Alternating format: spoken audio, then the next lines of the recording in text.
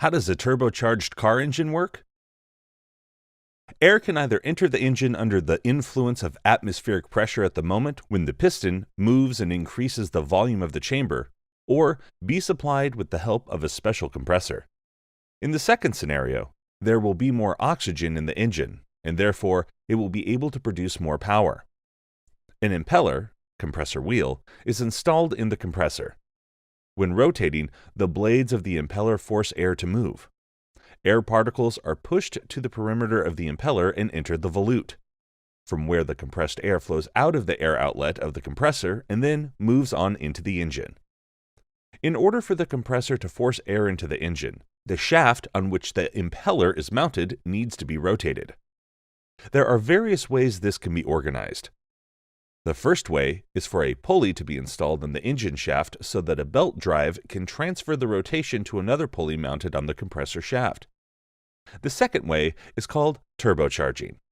It is based on the utilization of residual energy from the exhaust gas flow. For this energy to be used, a turbine is necessary. Inside a turbine, the opposite happens. The moving gas causes the wheel to rotate.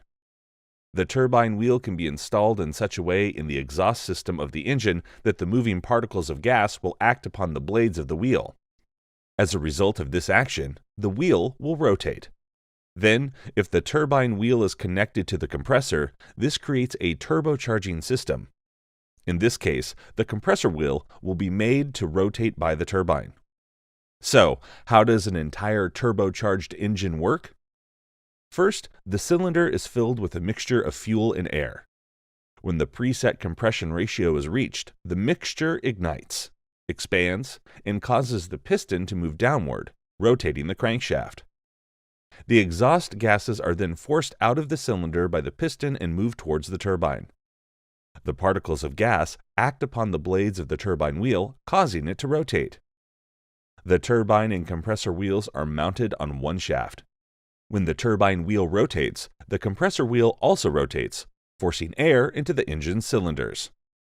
The exhaust gases have a very high temperature. They heat up the turbine, and from it, the heat is transferred to the compressor. In addition, as air is compressed, it also heats up. When heated, air expands. Thus, what happens is that the compressor compresses the air, but at the same time inevitably heats it, and so the air expands once again. This process is inefficient.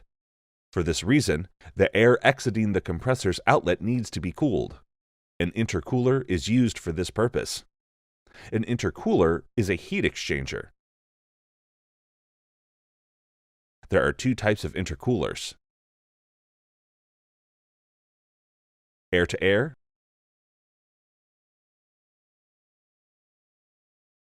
and air-to-water.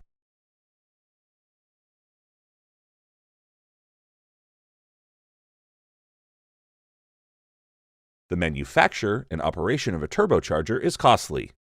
When a turbine is used, the back pressure in the exhaust line increases. But the benefits of the additional power from using a turbocharger can be much more significant than the associated costs. Turbocharging is most effective in high-power engines, but recently it has also been used in low-power engines to make them budget and environmentally friendly.